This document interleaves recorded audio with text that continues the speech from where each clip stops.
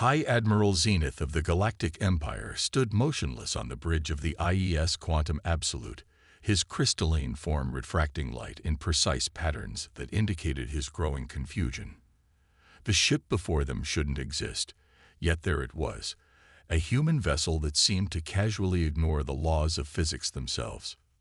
"Report," he commanded, his voice modulated to the exact frequency of authority according to Imperial protocols. Senior Analyst Vex's crystalline appendages flickered with distress as she responded, "High Admiral, the human vessel appears to be everywhere and nowhere simultaneously. Our quantum sensors cannot establish a definitive position."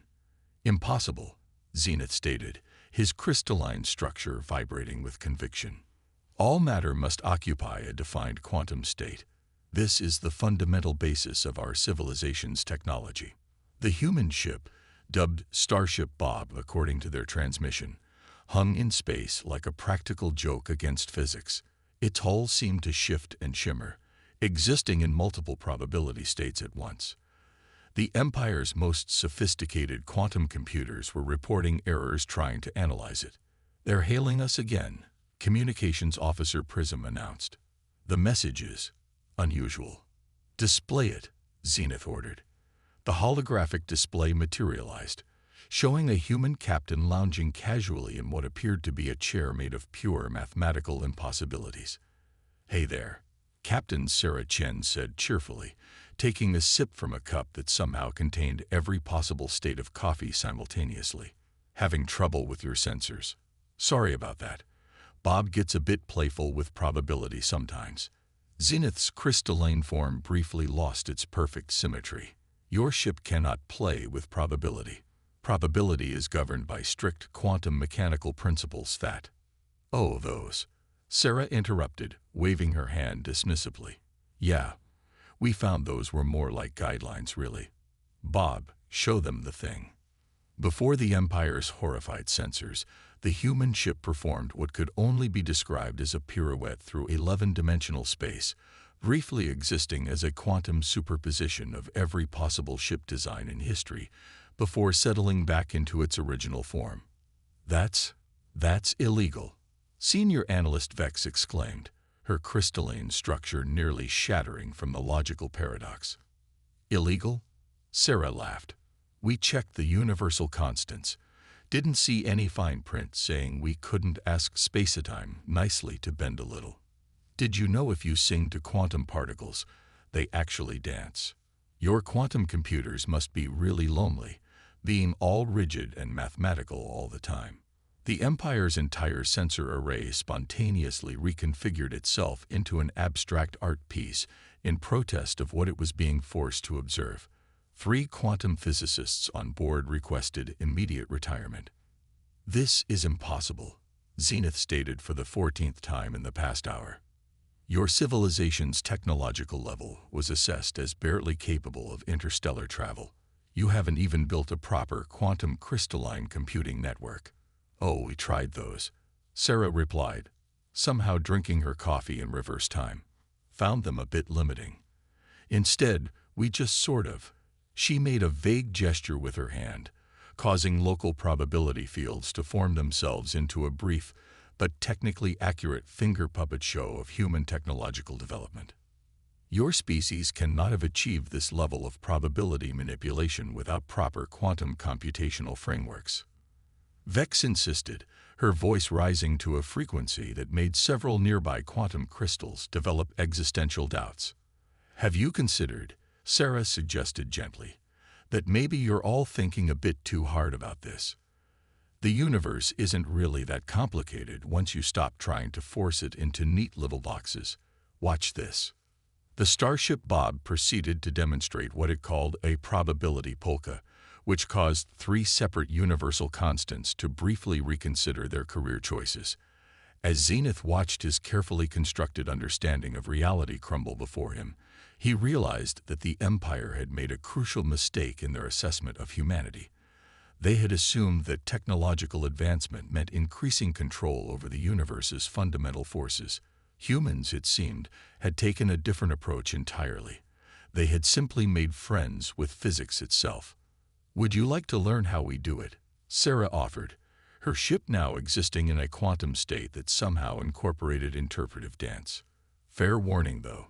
You might have to unlearn a few things about how the universe should work. Zenith looked at his crew, their crystalline forms all showing signs of severe logical distress, then back at the impossible human ship and its captain, who was now drinking coffee that existed in 5 dimensions simultaneously. The Empire, it seemed, had a lot to learn about the true nature of reality. And the humans, despite or perhaps because of their apparent madness, were going to be their teachers. The Grand Hall of Quantum Certainty aboard the Empire's flagship had never witnessed such chaos. The crystalline walls, designed to maintain perfect probability harmonics, were developing what could only be described as a nervous twitch. At the center of this disorder stood a human delegation, seemingly oblivious to the mathematical crisis they were causing simply by existing. As you can see, Dr. Elena Martinez, the human quantum physicist, explained while casually juggling what appeared to be 3 different versions of Schrödinger's cat. Our approach to physics is quite straightforward. First speaker Meridian, the Empire's highest-ranking scientist, watched in horror as his perfectly calibrated quantum demonstration equipment began spontaneously rearranging itself into what appeared to be a small jazz band. Straightforward, he managed to articulate, his crystalline form flickering with distress. You just violated 7 fundamental laws of physics in that single demonstration. Oh, those aren't violations, Elena said cheerfully, allowing the quantum cats to phase back into probability space. We prefer to think of them as creative interpretations. The universe has a wonderful sense of humor if you just learn to appreciate it. The diplomatic meeting had been arranged after the initial contact between the starship Bob and the Empire's fleet. The Empire's leadership had insisted on hosting, believing their superior quantum technology would help maintain order. They hadn't counted on humans treating quantum mechanics like a playful puppy, rather than the stern, immutable foundation of reality they knew it to be.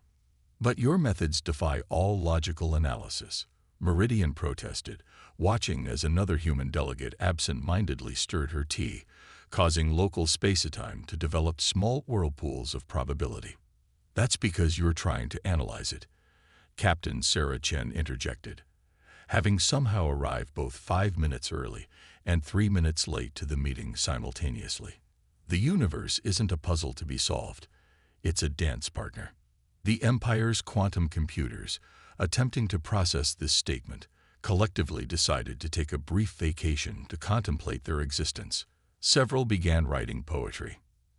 Ambassador Lyra, her crystalline form maintaining admirable composure despite the chaos, attempted to steer the conversation back to diplomatic matters. We had hoped to discuss technology exchange protocols. Oh, brilliant idea. Elena interrupted, brightening. We'd love to learn about your quantum crystal technology. It seems so orderly. She said this last word as if describing a particularly restrictive dress code. Learn about our technology. Meridian's voice hit a frequency that made several nearby quantum crystals blush. Your ships literally ignore causality. Your technology breaks every known law of physics. Breaks. Sarah raised an eyebrow. No, you misunderstand. We don't break the laws of physics. We just negotiate with them a bit, sometimes over coffee. She took a sip from her cup, which now appeared to contain every possible variety of coffee that had ever existed or could exist. The demonstration area had been set up to showcase the Empire's most advanced quantum computing systems. Instead, it was now hosting what appeared to be an impromptu quantum probability party, with particles spontaneously forming conga lines through probability space. Here, let me show you something simple, Elena offered, pulling out what she described as a beginner's quantum toy from her pocket. The device appeared to be simultaneously larger than the room it occupied while being small enough to fit in her palm. 3 Empire scientists immediately requested stress leave. A 4th began writing a philosophical treatise on the nature of reality. This is a basic probability manipulator we give to children, Elena explained, as the device cheerfully violated several theorems about the nature of existence. It helps them understand that the universe is more flexible than it appears. Children. Ambassador Lyra's perfect diplomatic composure finally cracked. You give reality-bending devices to children. Reality-bending devices to children. Well, how else are they going to learn that physics is fun? Sarah asked, genuinely puzzled. Your way seems so restrictive, always telling particles exactly where they need to be and what they need to do.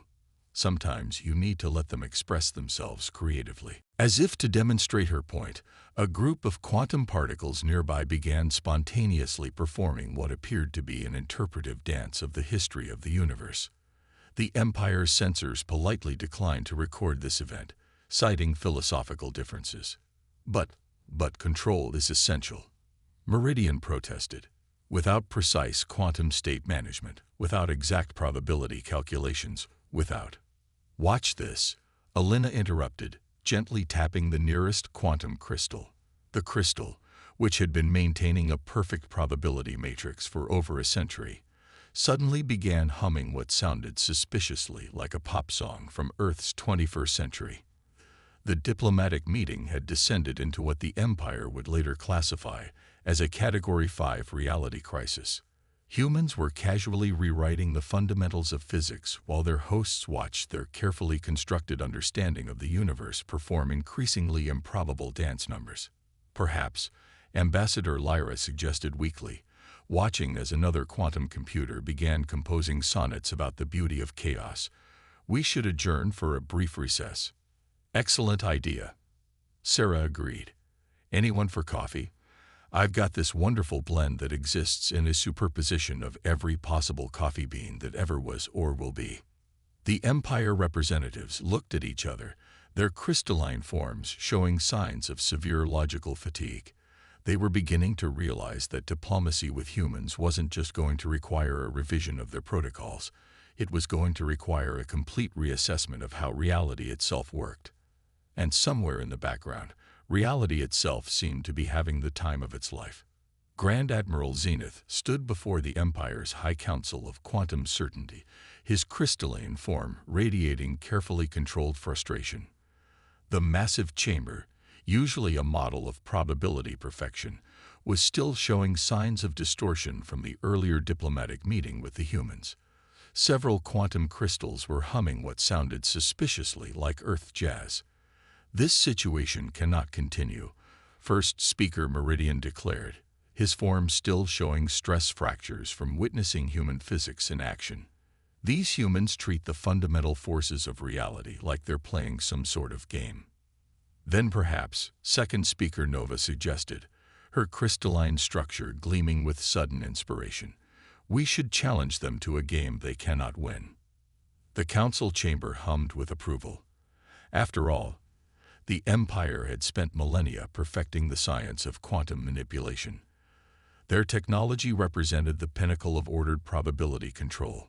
Surely, a formal challenge would expose the humans' apparent capabilities as mere tricks. They couldn't have been more wrong. The challenge was set. A demonstration of quantum engineering capabilities. 3 tasks that would prove, once and for all, the superiority of the Empire's methodical approach to physics.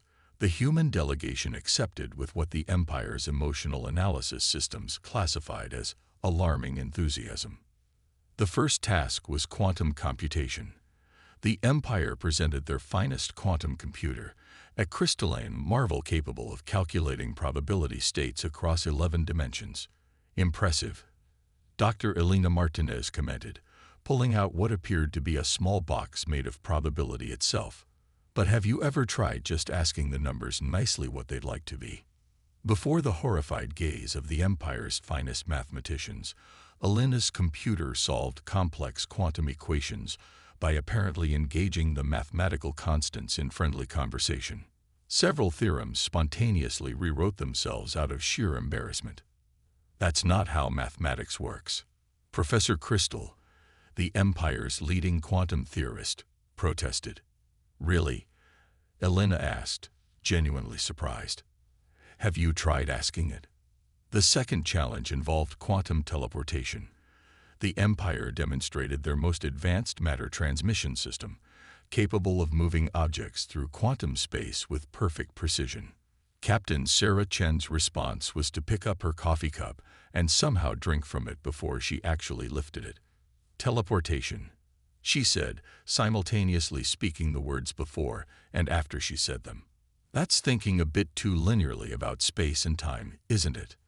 The Empire's censors department filed a formal complaint about the laws of causality being treated with such casual disregard. But it was the third challenge that truly broke them. The task was to manipulate quantum probability fields, the very foundation of the Empire's technology. "Oh, probability fields," Elena exclaimed excitedly. "Watch this." What followed defied description in any known scientific language. The humans didn't so much manipulate probability as invite it to dance. Reality itself seemed to get caught up in the moment, with quantum particles spontaneously forming conga lines through probability space.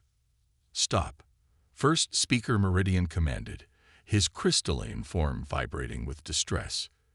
"You cannot simply have fun with physics," Sarah suggested, while casually juggling several different versions of the same moment in time. "The universe has rules," Professor Crystal insisted, watching in horror as those very rules began organizing themselves into what appeared to be an improvisational theater group. "Of course it does," Elena agreed cheerfully. "And if you're nice to them, they're usually happy to bend a little. Look, even your quantum crystals are getting into the spirit." The Empire's precious quantum crystals, the pinnacle of their technological achievement, were indeed beginning to show signs of independent thought.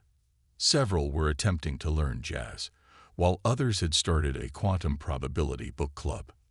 "This is impossible," Meridian stated for what felt like the 1,000th time. "Your methods violate every principle of ordered quantum manipulation."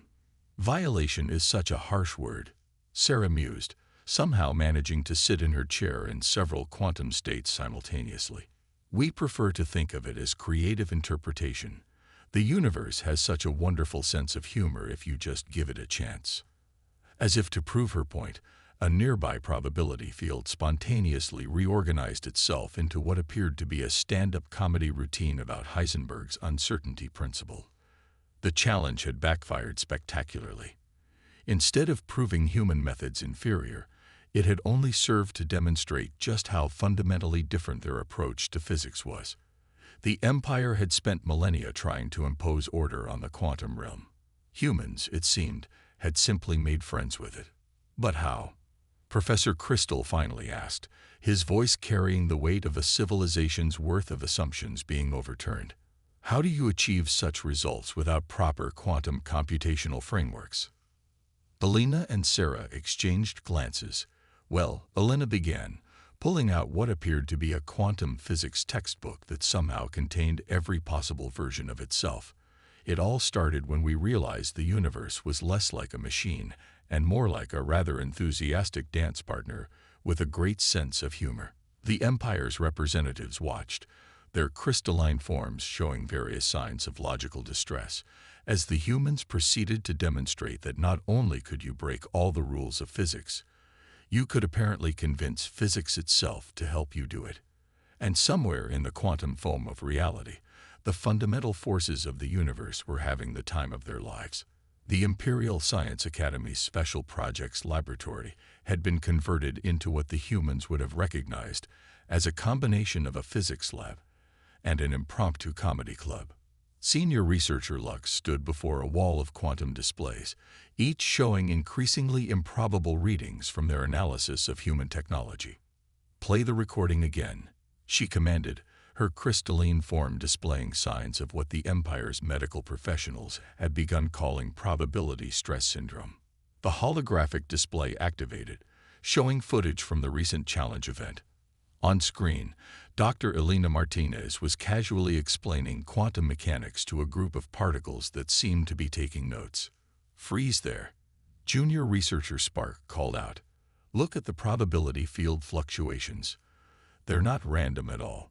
They're laughing," Lux finished, her voice carrying a mix of horror and fascination. The quantum probability fields are actually laughing.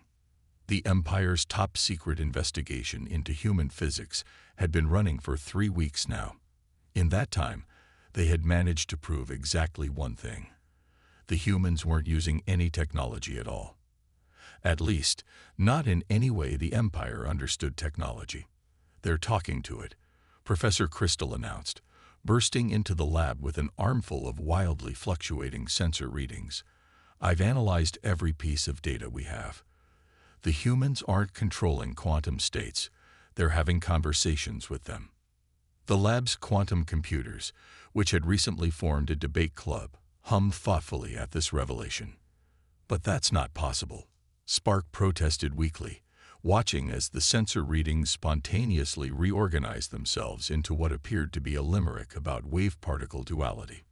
"You can't just talk to fundamental forces of nature." "Apparently," Crystal said, gesturing to a screen showing Captain Sarah Chen somehow drinking coffee in 11 dimensions simultaneously. Nobody told the humans that. The investigation had started normally enough. The Empire had assigned their finest minds to decode human quantum manipulation techniques. They had expected to find advanced algorithms, revolutionary computational frameworks, or at least some form of coherent technological approach. Instead, they found poetry. They found quantum particles engaging in improvised dance numbers. They found probability fields that responded to knock-knock jokes. "Look at this," Lux said, pulling up another recording. This one showed a human child playing with what they called a quantum toy.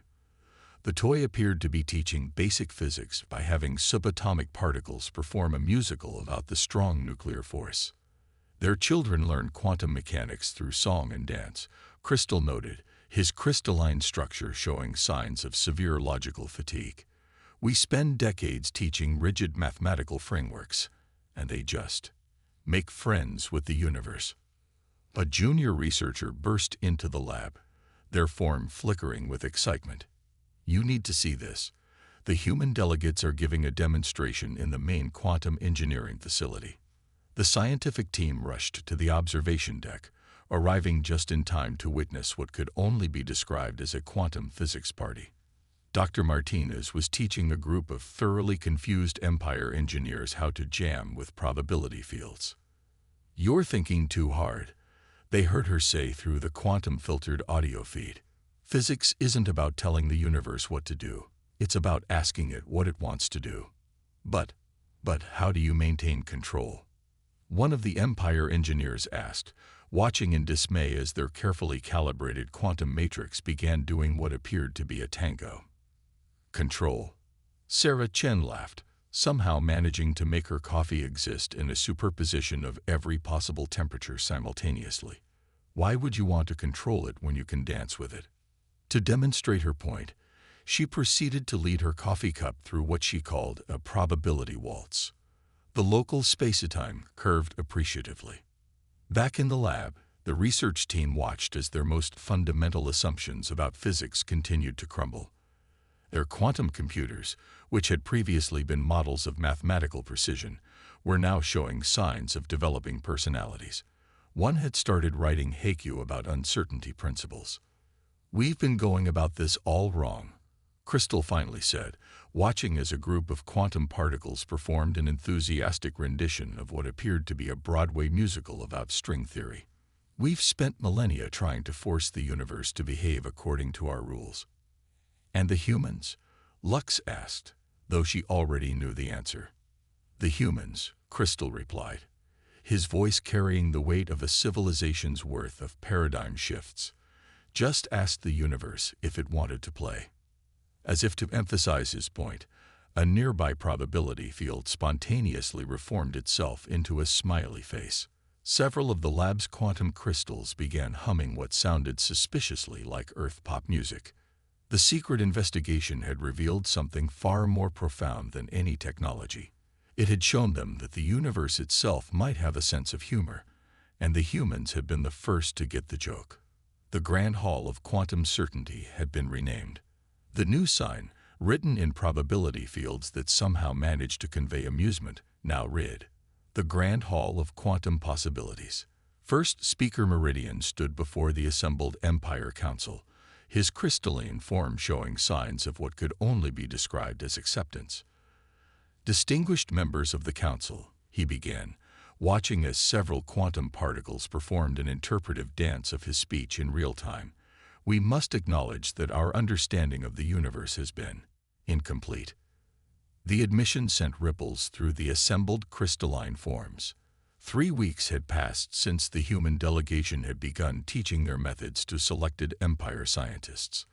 The results had been both catastrophic and revolutionary.